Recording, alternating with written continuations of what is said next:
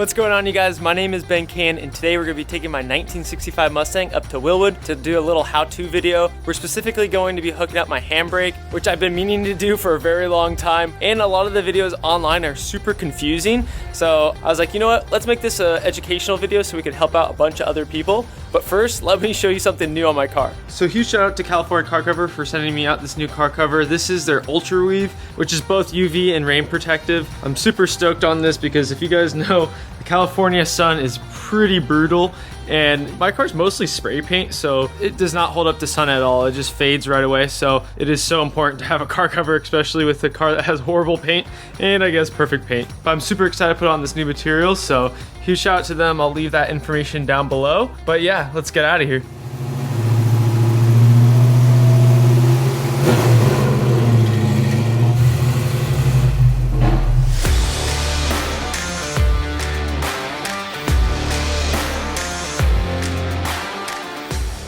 So this is Wilwood Mike. And this is Ben. Welcome to my show. No. But basically, he is a brake genius. He knows everything about brakes, and it's insane. He'll just go on, and it's like, yeah, he knows his stuff. And I appreciate that. I've been here for quite a while, and there's always times where I find myself wanting to learn more. So when you approached me about this and doing the cables in your Mustang, I was like, this is something that it would be great to do with you so that we can explain to a lot of people that don't know the nuances of what you should and shouldn't do. So yeah, I'm super stoked that you came up to hang out with us. I really appreciate it. I think we'll make a pretty good educational video and hopefully not only help me, but hopefully thousands of other people out there. So. And that's what it's all about. You know, that's what really helps out Wilwood, is having someone that says, I'm gonna show other people how this works. Now, we're doing it on a Mustang, and it's gonna be different than, say, a C10 pickup truck, but some really clear-cut pieces that I think you and I are gonna talk about the next day, it'll help a lot of people. Mm-hmm. So this is what usually comes in the universal parking brake package? Yeah, and it's a very universal kit. It is not specific to anyone's particular vehicle, and it's because there's too many differences. You might have somebody that's building it like Wilwood did theirs. We're not even using a hand lever, we're using a mechanical electric engaged unit that pulls or draws the cables for the parking brake. You might have somebody that's going to be running a hand lever or a foot lever and putting it in the kick toe panels. There's always going to be little differences that you can't make it a cookie cutter on these earlier cars. So do you think the basic game plan is just to lift the car up and just assess what's going on? Absolutely. All right, let's get to it. Cool.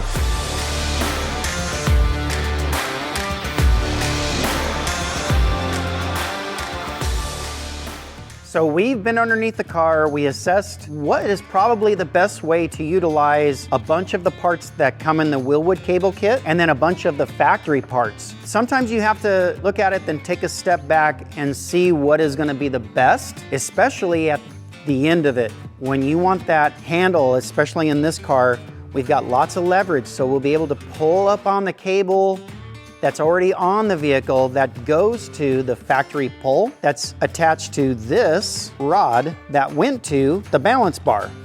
But we're not going to use the balance bar anymore. We're going to use the Wilwood parts that are in our balance bar, and we'll show you what we're going to do. The initial game plan, we had some other ideas, but the more we looked at it and stepped away for a moment, we realized that off of this pull bar, you have the spring that keeps tension on it. And again, you're going to see all that. Then normally, this goes to our balance bar. Our cables themselves go into here. Well, what we found was that our junction block is the same 3/8-24 thread as the factory vehicle. We're going to utilize a lot of the factory parts with a lot of the Wilwood parts. This will be a little clear cut once you see it down underneath the car and how we're installing it. And then on these Mustangs, I found that in the tunnel, you've got two factory stock locations that the cables routed to left and right hand side. We're going to reuse all of that. So all of that is going to be exactly how it was stock. You'll notice that a bunch of the parts, this part for our balance bar, we're not going to use. The clevis part, we're not going to use. So at the end of the day, these are the parts that we're going to end up with. We got to take the wheels off, get the calipers off, so we can get the drum off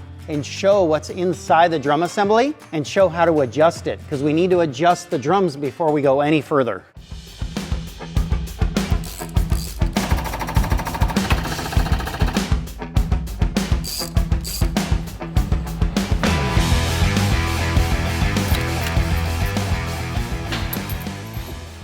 Okay, so we've got the wheel off, we dismounted the caliper, and what we're gonna do is, right now, we're gonna take the one piece hat rotor assembly off, you're gonna see that this adjuster in here, you see how it's collapsed all the way? Well, you're gonna find that there's a way to adjust it from the back side on the backing plate of the disc drum assembly. For us to get this to even come out, to get to the center of this assembly, it's gotta come out about a 1/2 inch. So a 1/2 inch of threads are gonna be showing on this assembly. We're gonna make adjustments and get these parking brake shoes out so that they're just barely dragging. That means that they'll be accelerated so that they're just ready to touch onto this inside face. We need to do that before we go any further. If you don't have this adjustment done, the rest of your adjustments, you won't be able to get any adjustment, because this has to be set before you adjust everything else towards the end of the process. On this particular setup, because he's got the factory leafs, you can see that we can't get into the adjuster window very easy with just a regular screwdriver. So I had to go back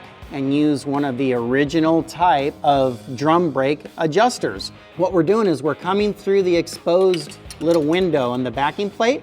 Because we've got the drum assembly and the rotor off of the car, we can see which way is gonna push the shoes out to adjust them, or what I like to call is tight. We wanna get these so that they're gonna be tight on the inside of the drum assembly, right? So I'm gonna start trying by going down. So as I go down, on the driver's side, it's starting to expose threads on the adjuster. So one thing that I've learned with doing this is when you start making adjustments and you go from left to right side, you kind of get confused on if down is tight or if up is tight. So what I end up doing is I make signs that say down is tight, and then I put them next to each side of the car so that as I'm coming to make my adjustment, I know that if I go down, it'll make this drag more, and if I go up, it'll make this drag less. Okay, so what we've done is we've made quite a bit of an adjustment out of that adjuster that goes on the bottom of the brake shoes. Then we went ahead and put the hat rotor assembly back on, holding it with a bolt, so it'll be nice and flush like it'll be with the wheel on. Now I'm making fine-tuning adjustments to make it so that the shoes are just taut, but so that the rotor still moves freely. See how it's not catching and it's moving nice?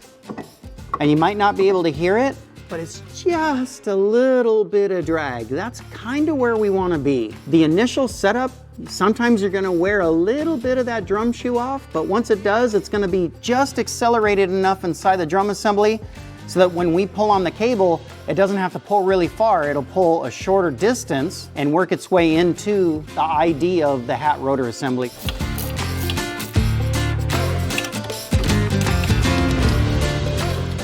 Now that we've got the adjuster pretty far out, and we know that we're a lot closer to the ID of the drum assembly, what I've basically done is I've made it so that it was dragging worse than this or more, and then I backed it off like 2 turns. And then if you get in here close, you'll hear, that's okay. A little bit of drag is okay because it's going to get itself to fit inside that drum assembly.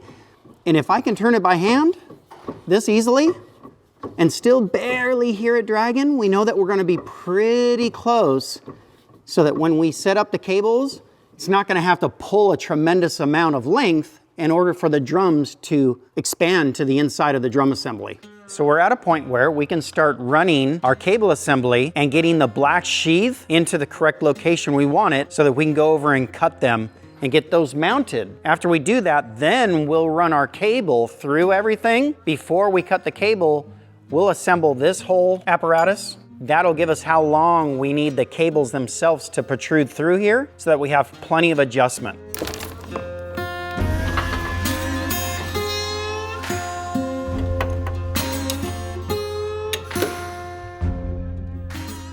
So now that we've determined, I had Ben's eyes on it and a couple other guys, that we've got a nice clean routing of our sheath that's gonna go into the factory housing. What we're gonna do is we're gonna take a piece of duct tape, we're gonna put it right where she's gonna get cut. Now there's a couple reasons for the duct tape. One is so that I can take my black marker and show where I'm gonna cut it, which is gonna be right there. And I know that I'm gonna have a little excess because the cable adjuster that's gonna go in there is probably gonna relax the cable right about like that, see? So it's gonna sit right about there. So I pulled it a little bit tight. If you cut this sheath with some duct tape on it, I don't know what it does, It makes it come out really clean. The nice thing about this too is this car's symmetrical. Both of the cables from this point back are gonna be exactly the same, the sheath is. So we're gonna go over to the machine shop and we're gonna cut these right now. So we've got our sheaths so that they're gonna be cut, and again, they're symmetrical left and right. Once we get these cut, what we're gonna end up doing over in the other side of the shop is we're gonna cut them with a radiac saw, but what you wanna do is measure the cable, and in this case, our cables are 1/8 of an inch, so 125-ish. Find that same size drill bit, because once you cut it,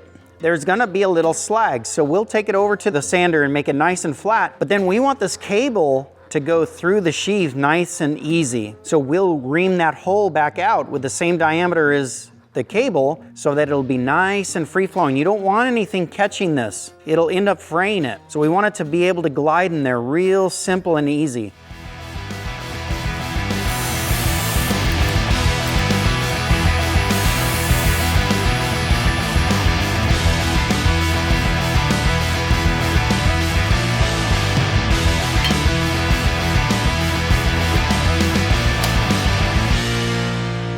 So on your cable, this barrel is really necessary. It keeps everything a lot more structured and straight so that that cable, when it comes through the adjuster, it stays straight.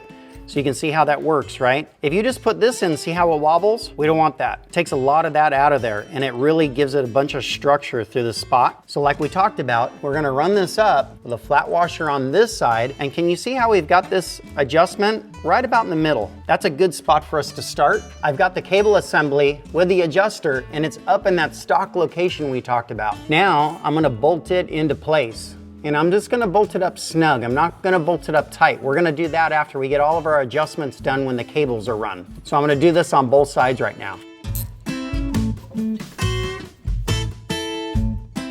Okay, we've got our sheaths run. We've got our cable, and it's the full length.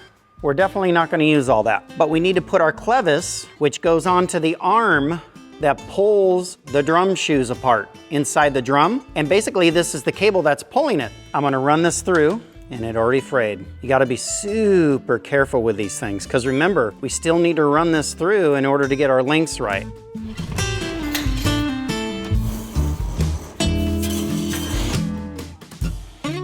So we're at the point where we've got our cable run through the sheath. Because we know both sides are symmetrical or the same length, and both cables are gonna come straight into this block that we attached to the factory arm. The next step is we're gonna get this arm assembly and the factory parts mounted back up into the car. They're gonna be like that. And then we got the new spring, and the spring is going to attach here and go to the frame rail. And that's what keeps our tension on this arm so that everything will be tight.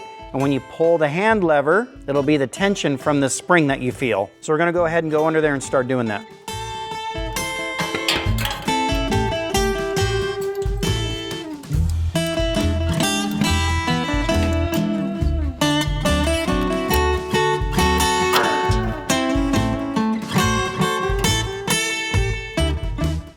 Yep, we're gonna cut where my thumb is.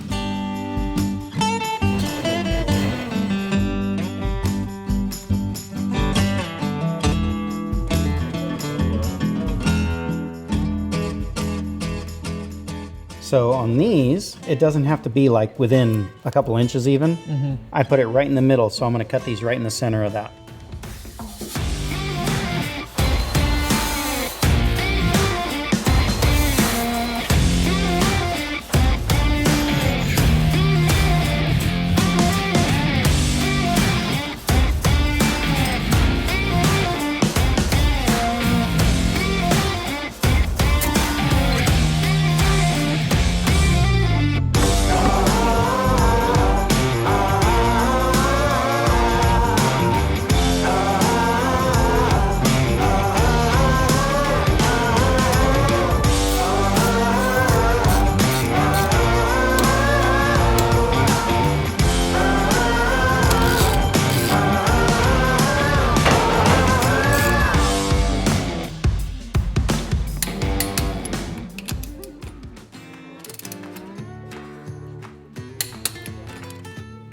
So you might notice I'm in a different outfit. We were so close to finishing this car last night. Basically, Mike ran the cable, everything looked so good, but then at the finishing touches, we were like, uh-oh, this isn't gonna work. And basically the cable was barely touching the drive shaft, but we decided, you know, let's make this perfect. And so I guess we're gonna do that today. So what's kind of the game plan? So the thing that I like about doing these projects is we're learning something. We thought everything was gonna be clear, but once we put the car at ride height, the drive shaft didn't move as far as we thought it was gonna move. It looked like it moved a bunch when the wheel and the axle was drooped, but when it went to ride height, it didn't change that far. So we're super close and I wasn't comfortable with it. We're gonna go to plan B. And plan B kind of sucks in one way. We're gonna reroute the sheaths a little bit differently and down the side of the tunnel on the ID of the tunnel, and they'll be on the driver's side. And we know that it's gonna clear there. I was really trying to use all of the factory pickup points, but trying to use the factory pickup points along with our Wilwood kit, again, that's where we have to always kind of like look at it. We thought we were there, we thought we had it right, but I want it to be right, so we're gonna redo it today. Well, I really appreciate you taking the time and making it look awesome.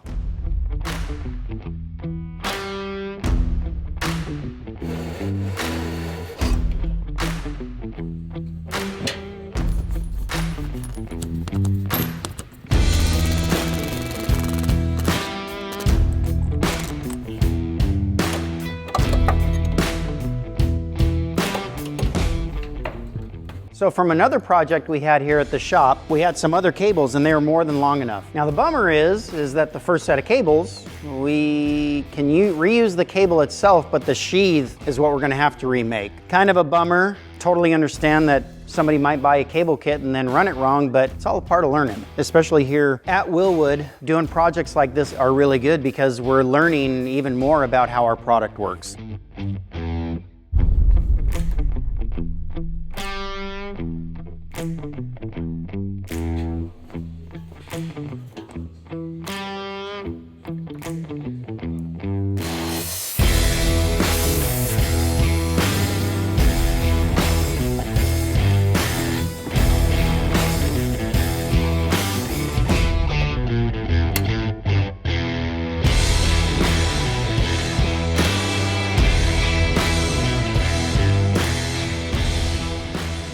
This line is the passenger side, this is the driver's side, because it's gonna pull at that angle now, see?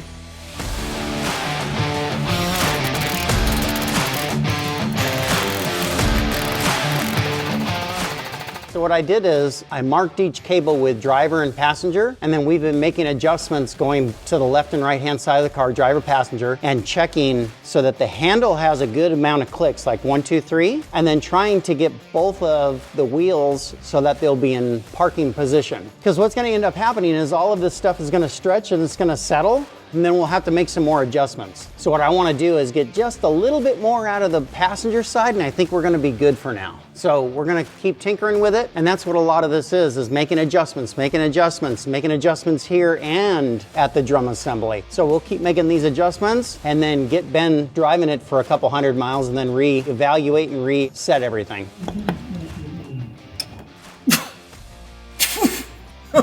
Okay. So we just finished. Mike is insane. He's got a wizard brain. This guy's just giving me physics lessons. Wow, I don't know about physics lessons, but you know, a lot of what goes into brakes has a lot to do with physics. But as far as what we did, that's just working on cars, man. As you start working on cars later and later, you're gonna learn all this stuff. I really appreciate it. Oh, you got it, man. You guys are awesome and always making sure I'm running good. So well, you're always making us look good too, Ben, so I want to make sure that it goes both ways, all right, man? And then I hope this video helped you guys out. It can be a little tricky, so hopefully we solved some of your problems. So we'll see you guys in the next video.